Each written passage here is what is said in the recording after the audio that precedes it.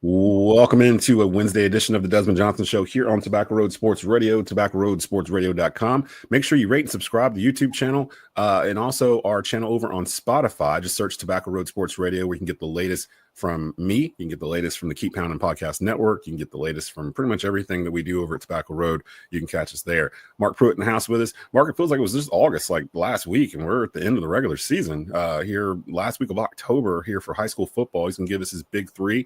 There's a lot of games going on. They're going to have some playoff implications. We'll walk through the RPI situation, some scenarios for some local teams. And Ryan Stone will be on with us a little bit later on for some best bets.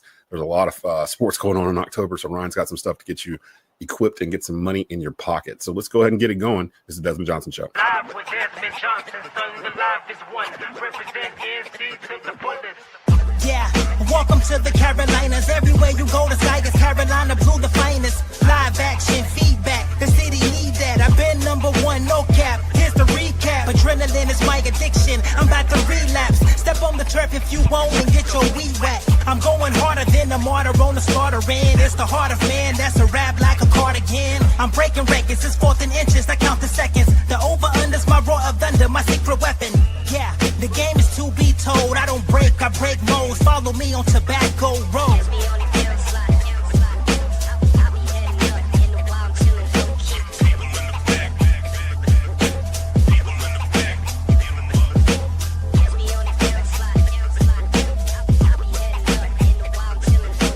Live with Desmond Johnson, son, the live is one. Represent NC to the fullest.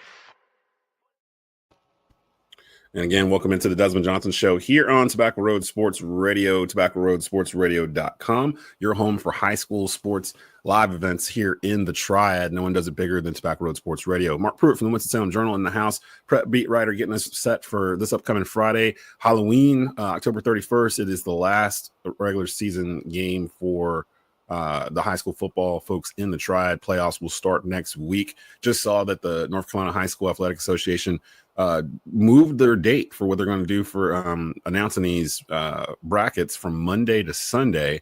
Well, to be honest, we'll probably know Saturday. Like Mark has, we have multiple people working on the RPI stuff. It's all just straight numbers, no conference championship stuff involved. So we'll all kind of know by the end of Friday night, sort of where everything is. And by Saturday morning, I call it the Joe Serrera line, where it's usually right around about 12 noon, 1 o'clock. We start getting these brackets on Saturday.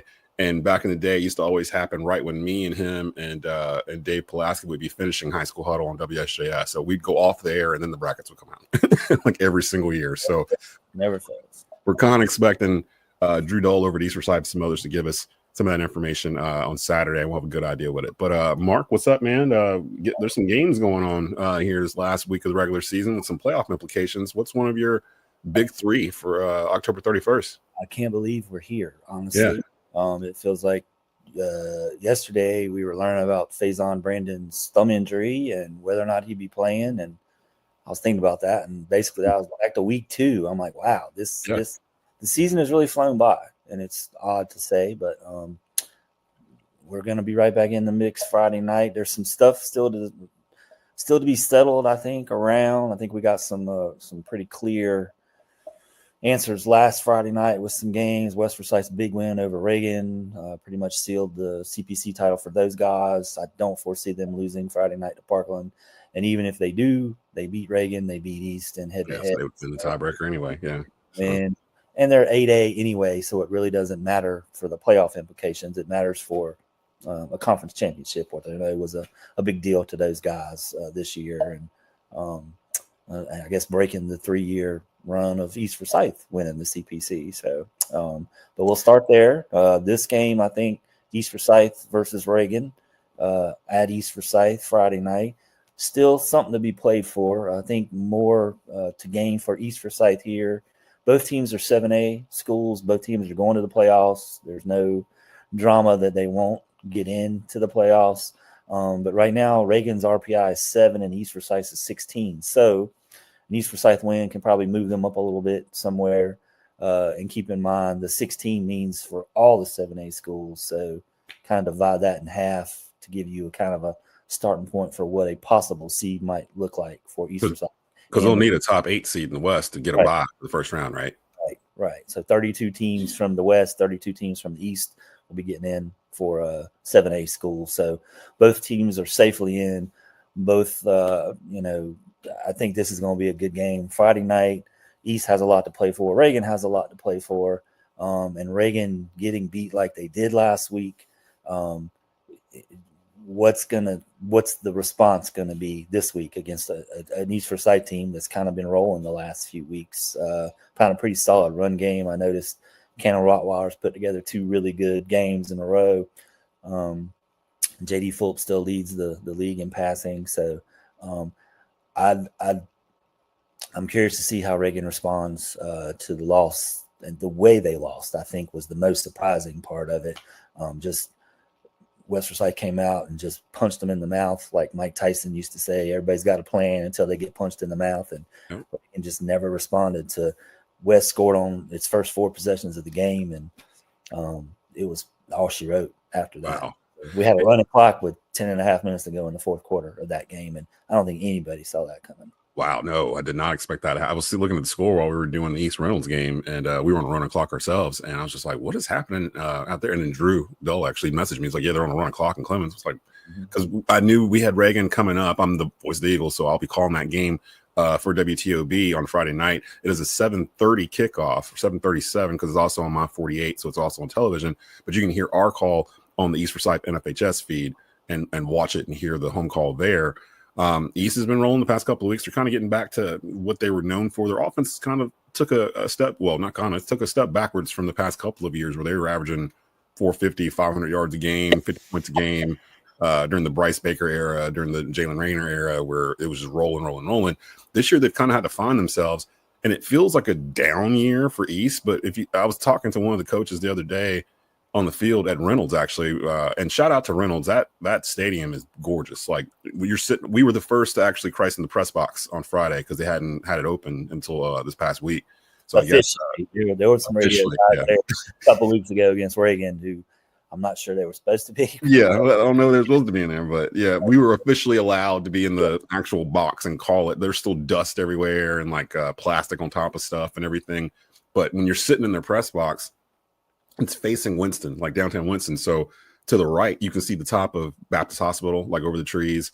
If you scan over the skyline, you start seeing like the Wells Fargo building and like all the skyline from downtown Winston. It's a beautiful. I don't know how they did it, but they just shoved it into the corner of Queens Park. And it's funny when they kick extra points over there to the concession side, it goes into the concession area because the concession stands right there, like literally right behind the end zone. So every time East would kick an extra point, they just happen to be on that side of the field. And like you literally need to know they're about to kick an extra point because if you don't, you will get hit in the head with a football. Like if you're standing in line to get popcorn or something, it's literally there's no way to get around it. One of them bounced into the concession window, like into the booth. So, so they got that going on over there. East is getting back to the run game, is what they're known for, which allows them to control the clock. Their defense has been playing lights out past couple of weeks too. I'm really curious. I think Reagan will be a kind of a statement game for East. I think they're looking for a game where they can kind of plant their flag and say, "Hey, we haven't gone anywhere." The teams they lost to this year, they lost to Grimsley, who's nationally ranked, the number 1 team in the country, and was the 3rd week of the season at Grimsley. You lose to, and that game was back and forth the first half too. It didn't really get away from them until the second half. You lose to Mooresville is really the only one that they really had this year where it just got away from them in the second half and they couldn't do anything about it. And that was a home game. So that was really the only one I was like, ugh. And they're a top 10 7A squad as well. They're going to get a bye in the West.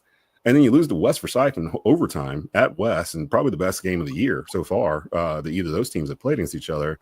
And if West did that to Reagan, I'm like, okay, we kind of saw how we lined up with West, and we know what they do. I'm really curious to see how East does towards Reagan, if they're going to kind of do the same thing, because West is run heavy, right up the gut, stop it. If you can't, we're doing it again. Like East is kind of getting back to that too. So East Forsyth for Reagan, 7:30 kickoff. We may have a pregame at 7 on WTOB. 980 AM, 96.7 FM, and TobaccoRoadSportsRadio.com. What's your second game of the weekend? We'll go down to the 6A division and talk about a team we don't really talk about a lot, and they might be one of the, I think, underrated teams in the triad, Northern Guilford. One playing against Southeast Guilford, who's 6-3, 3-1 in the conference. Northern is undefeated in the conference, so a win would lock up a conference championship for those guys. They're number 3 in 6A RPI across the state. They've had a good season, 8-1. That one loss is to East Forsyth, when I think they turned it over 6 times, 5 interceptions, like 4 or 5 interceptions in that game. Yeah. So Northern's putting together a really solid season under Eric Westberg. Those guys, they beat Reidsville first game of the year, overcame a 10-point deficit in the fourth quarter to do that. Southeast Guilford having a quiet, good year as well. Only loss they've had was the Northeast Guilford, which Northern beat 14-7 in a defensive struggle a couple weeks ago. So a win by Southeast Guilford would kind of throw that conference into turmoil. Everybody be 4-1, assuming Northeast Guilford wins tomorrow night. But I like what Northern's doing. Jackson Kemp, the quarterback there, is thrown for 1,300 plus yards, 16 touchdowns, and the running back, Amir Akers, is close to 1,000 yards and 12 touchdowns this season. So Coach Westberg has those guys going really well. And a really strong RPI is going to, give them some strong consideration in the. Who knows if this is going to be East or West? Who knows where the line is going to be drawn for a lot of these things this time? But is it not set for like all the classes like it was before? Is it kind of? It's different. I mean, so I was at a volleyball match last night between West Forsyth and Durham, Jordan, and Jordan was in the West bracket, so that was for the West Regional Championship. Durham, yes, Jordan was the westernmost East team. I think that's how we say it. Because I think I saw Reidsville's in the East bracket for theirs, and I see some like Central Davidson and Ledford's in East brackets for volleyball and tennis and stuff. So I don't think there's a set boundary this year, and I don't think they can be, especially in the 8A classification, because basically around here it's West Forsyth, it's Northwest Guilford, and then everybody else is in Raleigh or Charlotte. So that one's going to be a little different, I think, in how it's handled, but it's going to be fun. And I love everything what Westberg has done at Northern since he started there. And last couple of years has been really good. I think they were undefeated going into the regular season finale last year against Grimsley. Yeah. And but now they're not in the Metro anymore, and they don't have to worry about Grimsley. So go Northern.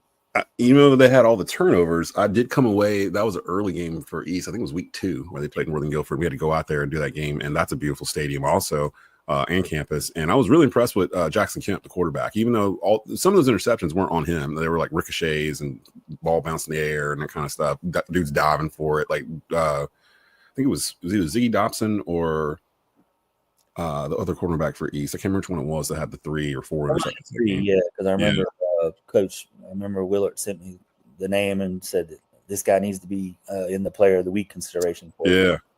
So Northern Guilford, they beat Reidsville the week before, I think opening week. So they've played some folks non-conference. So. I saw him got hurt, I think, the last regular season game last year, or maybe one of the. I think they went into the playoffs without him, and they lost like first, second round, something like that, like early. But I saw him this summer at some 7-on-7s, and he just looked really, really good, throwing some real darts out there. So.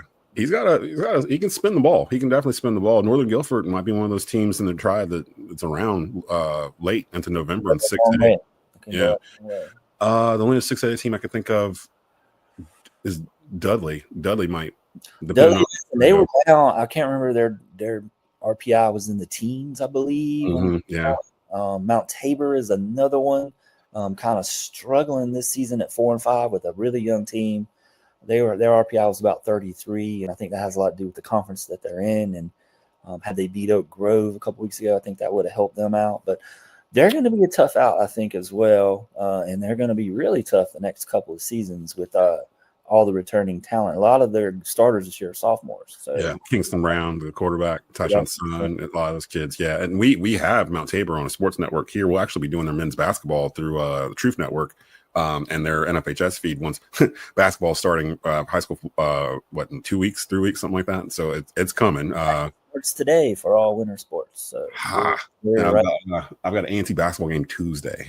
They got 4 weeks of football going on. So so Mount Tabor, that's interesting because we actually have Mount Tabor versus Glenn that'll be on the Mount Tabor network and online at tobaccoroadsportsradio.com. Mike Fanning will be on the call for that. I believe Max Wallace will be with him on that.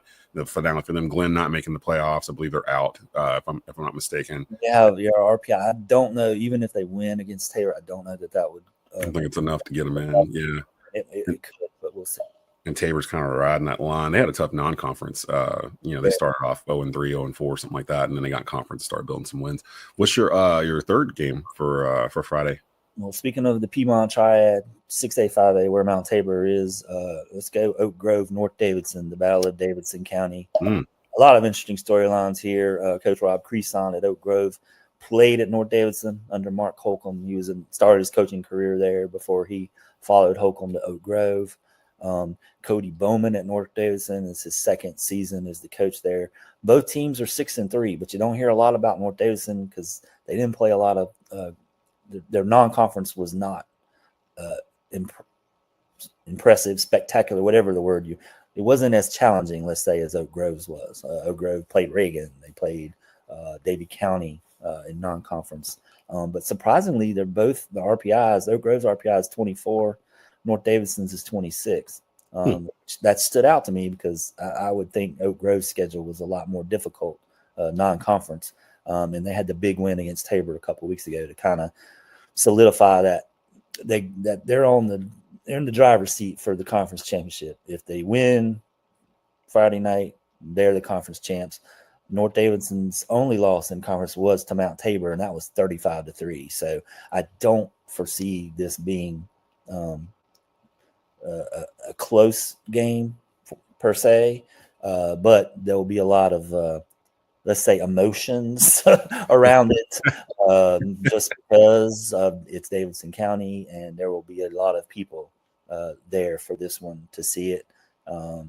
And North Davidson could cause a little clutter in the conference if they come out and win. But I just think with the storylines with Creason, especially the former assistant coach there, former player there, a lot of when they built Oak Grove, a lot of North Davidson kids went to Oak Grove. A lot of Ledford kids went to Oak Grove and kind of left North Davidson by itself alone in the northern part of Davidson County. But that should be a good one for the people of Davidson County that they'll be talking about for a long time, I think.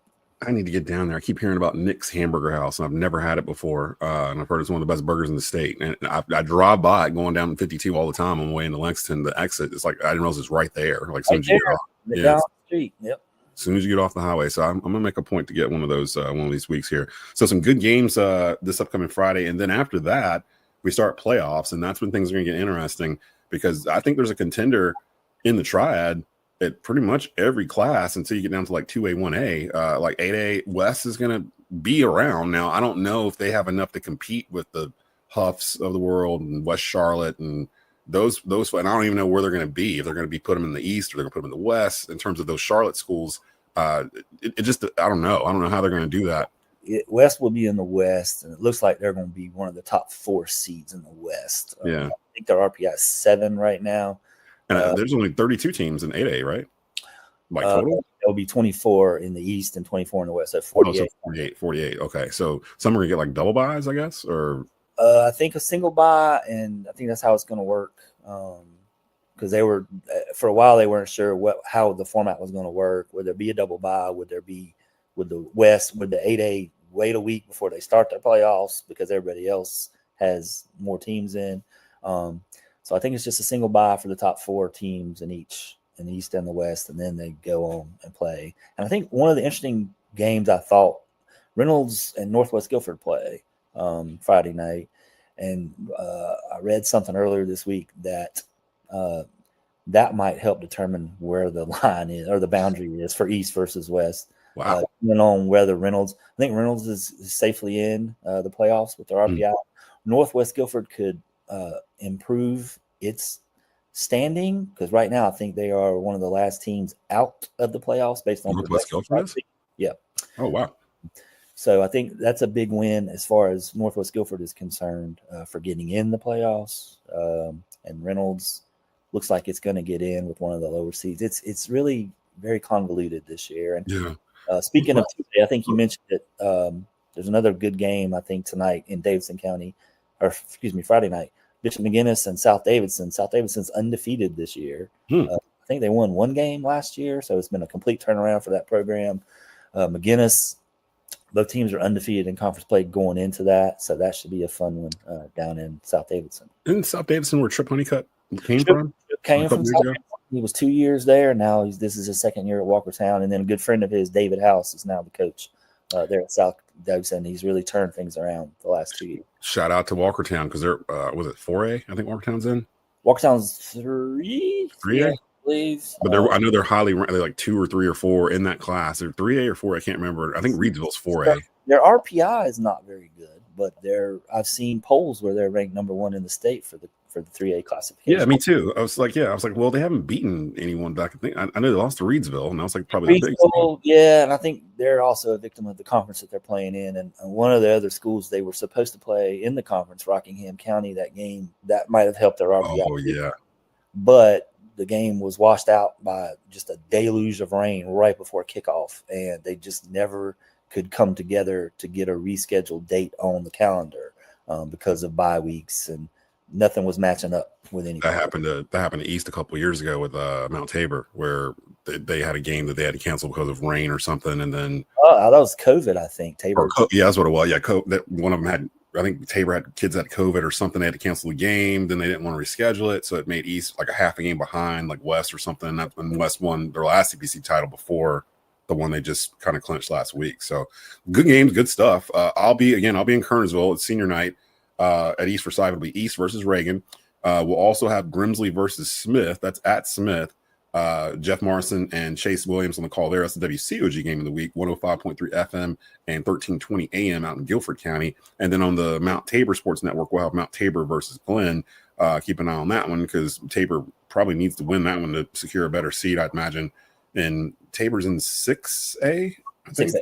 Yep. Yeah, so and that 6A is wide open because I think Dudley's in 6A. We mentioned Northern Guilford, they're in 6A. A lot of the Triad schools are kind of in that 6A, 7A group there. And in 7A, you got the best team in the state, in my opinion, in Grimsley. They haven't lost in 27 games or something like that. And they're going to probably have home field advantage through the playoffs. They haven't lost at home since 2019. So like it's going to be a tough out. We haven't even talked about Faison Brandon. Like you mentioned at the beginning of the show, it's like he's been an afterthought, like the number 1 quarterback in the country, and Grimsley's just rolling along like, whatever. We'll just keep it moving. So it's going to be a tough out, whoever puts Grimsley out. I'm curious to see how that's going to be. But I know Mark's got to get out of here. We'll be back in just a bit with Ryan Stone and his best bets for the week here on the Desmond Johnson Show. Welcome back into the Desmond Johnson Show here on Tobacco Road Sports Radio, tobaccoroadsportsradio.com. Friend of the program, Ryan Stone in the house for best bets. It's that time of the year where literally everything is going on at the exact same time. So who better to bring in to help put some money in your pocket? What's going on, brother? How you doing, man? How's it going, man? So where are we going here? The NBA is going on. The World Series is going on. I'm still mostly in football mode, so we're going to stick right, with the NFL and college football at this point. Okay, good deal. I have started dabbling a little bit in the NBA, but nothing too big yet.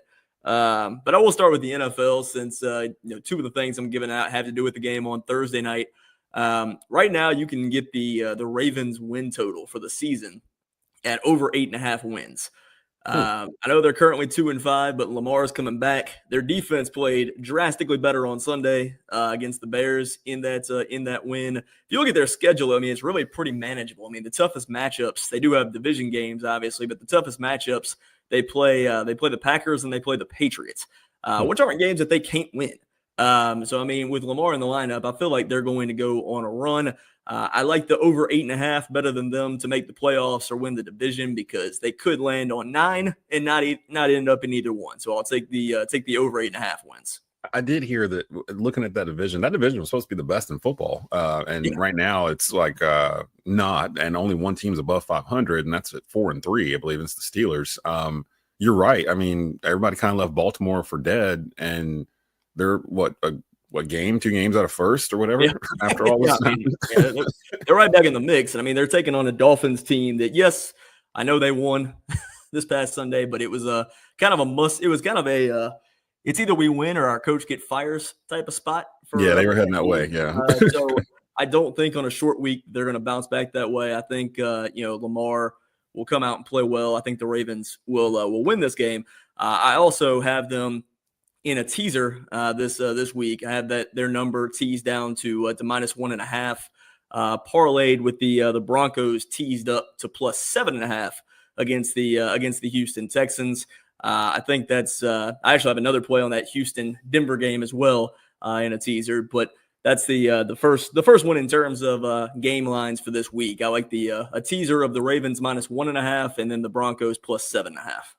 And you mentioned the total wins for Baltimore over 8.5 was the 8.5. number. Yeah, the number I found. It seems like non-wins is going to win that division. So I wouldn't write them off. I think me and Jonathan Stewart had Bills Ravens in the AFC Championship game back in August, and we were starting to doubt that from the Baltimore side. But it's amazing how much Lamar Jackson means to that team. Like the whole thing falls apart. It reminds me of Cam Newton with the Panthers. Like they're where if he's not there, the whole thing falls apart almost. And we'll see. So you got that going on there. What else you got going on for the weekend here? Also in the NFL, I mean, I mentioned I had another play kind of involving that Denver and Houston game. So that's a pretty low total at 39.5, and I understand why. Those are two really good defensive teams. The Texans' offense has not been great. Denver's offense is kind of iffy when they're not playing the Cowboys. So I teased another teaser. I took Denver and Houston's total up to 45.5. I like the under 45.5. And then I teased the Bears and Bengals total down to 46.5. And I like the over in that teaser. So it would be Broncos, Texans under 45.5, parlayed in a teaser with the Bears and Bengals over 46.5. Explain real quick for those what teasing means, because like FanDuel Sportsbook has that over under at 39.5 for the Broncos Texans. So you're basically saying that between now and then it's gonna no. So what you do is if you go on FanDuel or DraftKings or whatever you use, they were gonna have alternate totals or alternate spreads. You click on that and you just move the number to where you like it. Yeah. So you just move the number up. So like I mean 39.5 is a really low total. Like I can see an accidental get over on that number. Like I could see that game landing on 24-17 or 21-20 or something like that. I don't see it going over 45.5 though. So I tease it up, take the under there, and then same thing with the Bengals and Bears matchup. The Bengals are absolutely awful defensively. The Bears should bounce back offensively this week. So I see a lot of points in that game. But again, it's a high total at 52.5. So if it lands on 28-24, you're under on that high total. So I tease that down to 46.5 to get that teaser.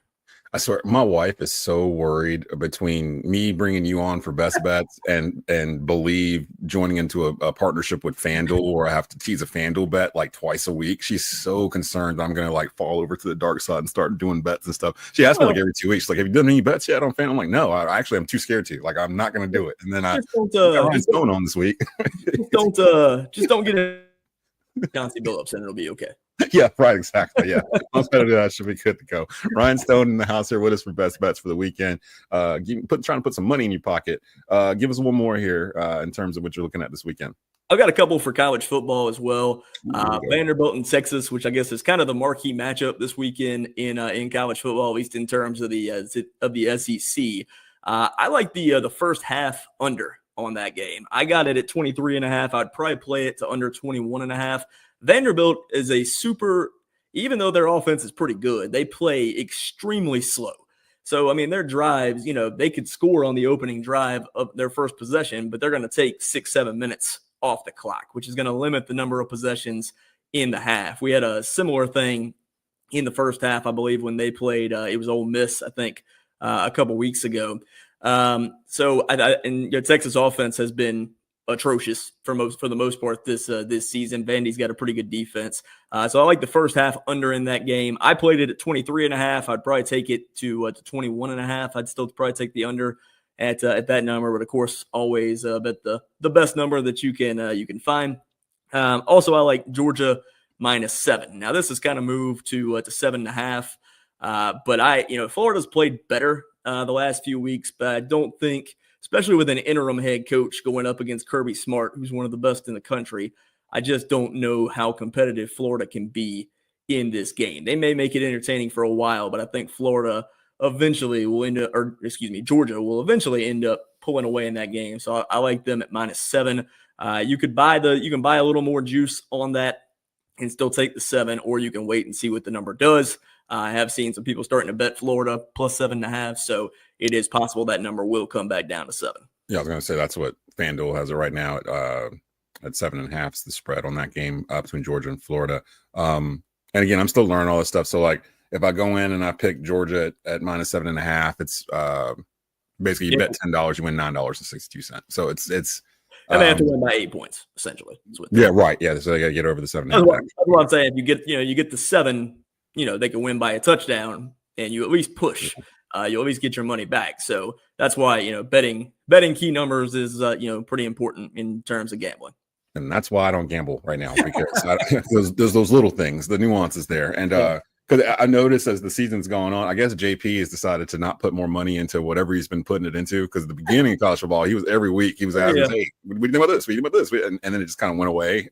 He just kind of stopped asking. So I'm like, he either lost a lot of money at the very beginning of the season, or I'm not sure. We'd have to bring him on and ask him about his experiences. Yeah, I have to do that. Next time I bring you on, I might bring on JP and see. So how has it been following Ryan's best bets throughout the season? Has it worked out for you? So we got to get out of here. We will see you guys Saturday for our NFL Roundtable. Don't forget, we've got 3 high school football games this Friday. East Forsyth versus Reagan at 7:30 on WTOB. Grimsley taking on Smith at 7 o'clock on WCOG. And Mount Tabor versus Glenn at 7 o'clock over on the Mount Tabor Sports Network. So we got all 3 of those for you. State playoffs start next week. So we're here.